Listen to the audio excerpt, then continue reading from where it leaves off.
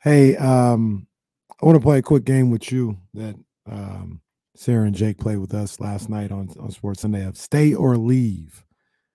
And just Okay. a gut feeling. And we'll start with Harrison Barnes. Stay or leave. Think he's staying, think he's leaving.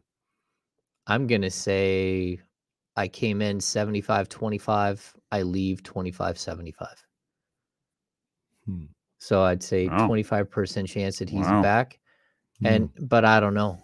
Like you need, I'd like to tell you that, again, Domantas Sabonis had the worst series of his career because that's what a lot of people are putting it out there.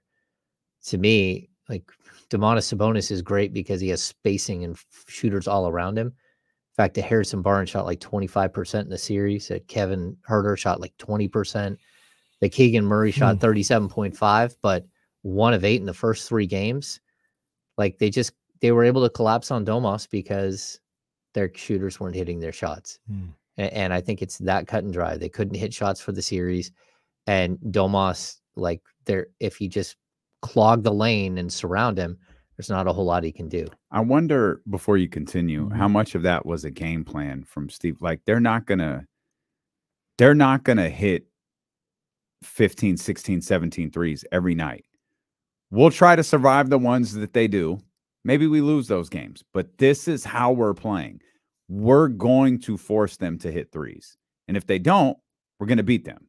If they do, it's going to be tough to win, which is funny because I think the one game that the Kings did hit threes, they lost. Yeah. I think that was the Harrison Barnes game, right? Game 6, they hit threes too. Game 6, yeah. Game 6 too. That's right. Yeah. Well, I think they shoot 30.6% from 3 on the series. You said 30.6 as a team. And they shot like 37 during the season, right? Yeah, almost 38. Harrison Barnes shot 24%. Keegan Murray 37.5, 20.5 for Kevin Huerter. Davion Mitchell 25.9. Trey Lyles 33.3%. Even Trey was down low. 35.3% from Terrence Davis. 33.3% from Fox, which is right in line with his standard season, and 33.3 for Monk. Like all of them shot below their averages, every single one of them, and a lot of them were wide open, and you got to hit those. But like, if you want to blame Sabonis for having like a lack of assists, I mean, it's just pretty straight up. He didn't have any assists because no one hit their shots. Like that's not the way it works. Like the team, as a team, they shot 42.9% from the field. This is what it was, an incredible offense coming into this. Just bad. Next one, Terrence Davis. Stay or leave. I think he's gone. I mean, I think there's potential for him to come back on a minimum deal, but that's kind of where I'm at with him. I don't think that he's performed all that well. I don't think he's been quick to pick up on things, and the Kings have used other options. I still think that you can, like, the Kings will look for an athletic guy like him and bring in somebody to try to fill some of that role. But just, I don't know that he did enough or that was able to sort of stay out of the doghouse with Mike Brown for making mistakes. And so my guess would be that he finds a spot where he can play more minutes. Got one more for you. All right. Richaun Holmes. They're going to do everything in their power to make sure that they find a home for him this summer. The Kings played 13 out of 14 healthy players during the playoffs. Richaun Holmes was one player who did not receive a single second of playing time. Richaun Holmes was on the second row. Yeah. He was on the second row. I feel for him. Yeah. I don't know how he could have really helped though in this series. Maybe like as a rebounder, but and I'll continue. Like, I don't think Chimezie Metu will be back. We didn't. I don't think we. I think we both said he's gone on too. Yeah, I think Matthew Dellavedova will either retire and go into coaching or go back to the ABL for a year.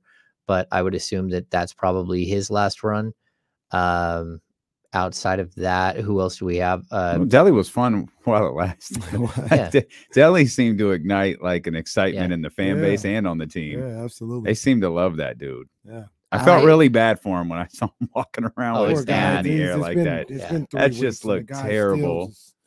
can't get out of the cast. Alex won't. I don't think will Yeah. be back. I don't think Alex will be back. I mean, so that's a lot It's a lot of changes. That's a lot of roster spots Like, that are up for grabs. We can look back at this 7-game series and talk about who played, who didn't, the pros and the cons.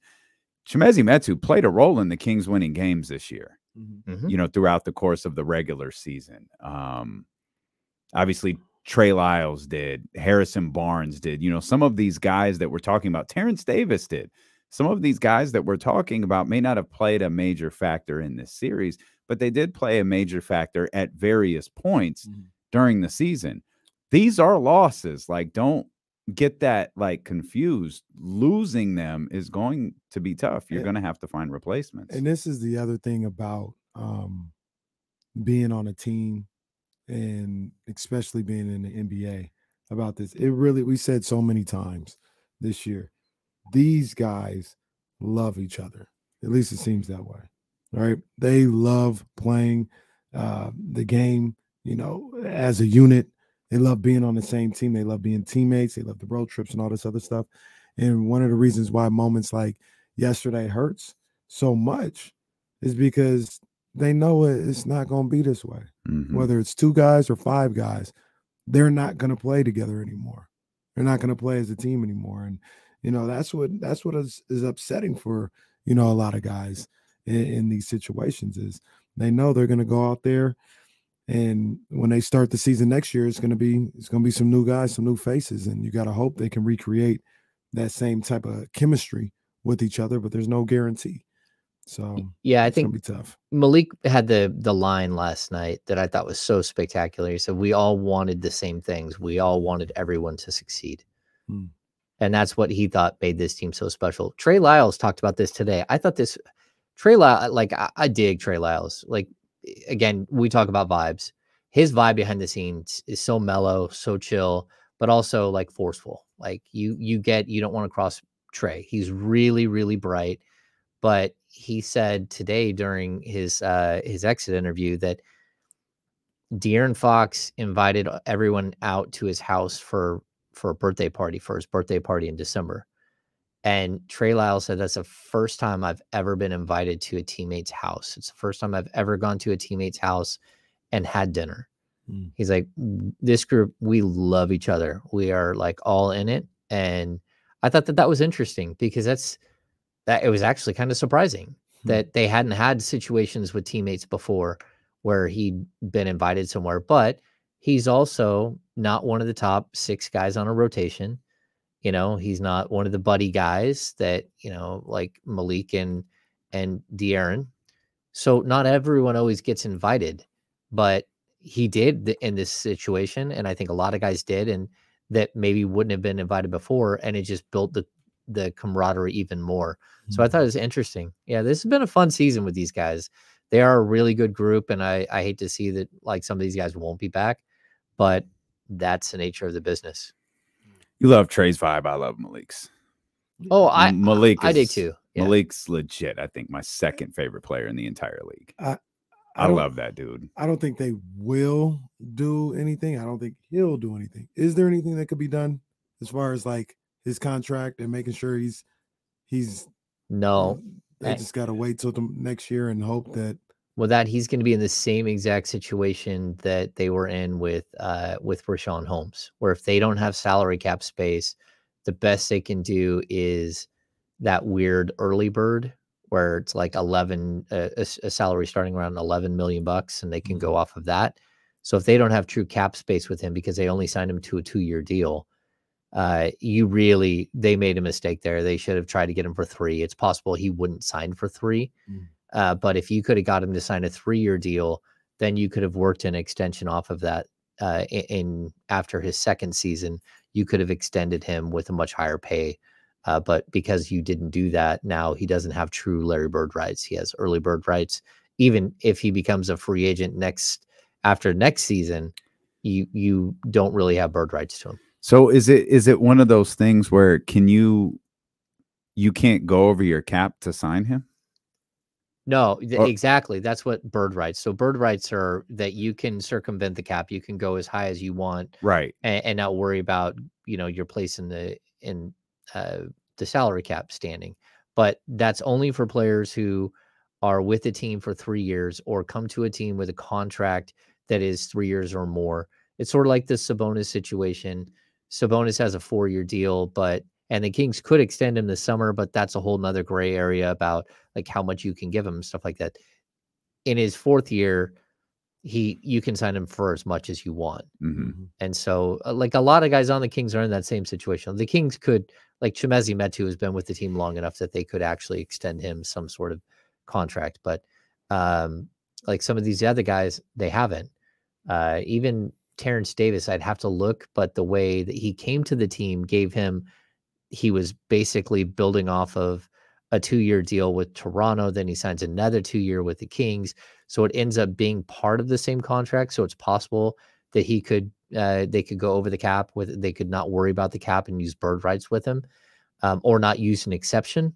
But Malik is going to be a little different. Malik and Domas the same. It's next year, right? Yeah, next summer. So this might sound dumb. Couldn't you sign Malik first? Because if you sign Malik first, wouldn't that technically fit under the cap? And then you sign. It's like why LeBron used to wait like 2 weeks into free agency to sign contracts. Yes, but again, players are assigned a cap hold figure, and so Domas's cap hold figure, because he's based off of a $19.4 million salary, will be probably like $30 million. Well, that sucks. Well, yeah. The other thing about that too, I don't know if it's this simplistic, but $30 million of imaginary. That's trash. That's a horrible rule. I wish they paid me $30 million of imaginary. Well, they're not paying anybody. It's just holding there. It's just like Odyssey could just hold $30 million for me. Well, see, they could do something though, are. where they get Monk on like another sort of $2 million 2-year deal, but then 1 year is a player or team option. Then if he opts out, now he's got 3 years with the same club. Then you can sign him to bird extension. You can use a bird rights and get him to a higher salary, longer term deal type stuff. Maybe it's too simplistic to think about it, but my thought is, isn't the cap going up significantly by next offseason? So what looks like they can only offer him, I'm just throwing out a number. What looks like they can only offer him 11 a year right now. Yeah. Next year it might be 16 a year. No, for sure. But like 16 is the new 11 though. Yeah. Like that's the difference. You got to get them before. Yeah. Well, that's before they realize it's also like the beauty of Herter's contract. It's a 4-year 65, and you got a dude locked up that when the salary cap goes way up high, you still have him locked in at a reasonable rate. I mean, I think year 4 for him is like 19 million, which in today's NBA is probably going to be like an 11 or $12 million player. Yeah. So it should be pretty easy to work with his contract no matter what. And it's like how you have to structure your salary. The NBA is super top heavy, and then it's like the NFL. Like the quarterbacks make 35-40 million, but then dude number 48 on the roster is making a couple of $100,000, and if he gets hurt, you just flush him down the toilet and go get yourself another one. It's really brutal to watch because NFL players, like the disparity between who makes money and who doesn't is huge.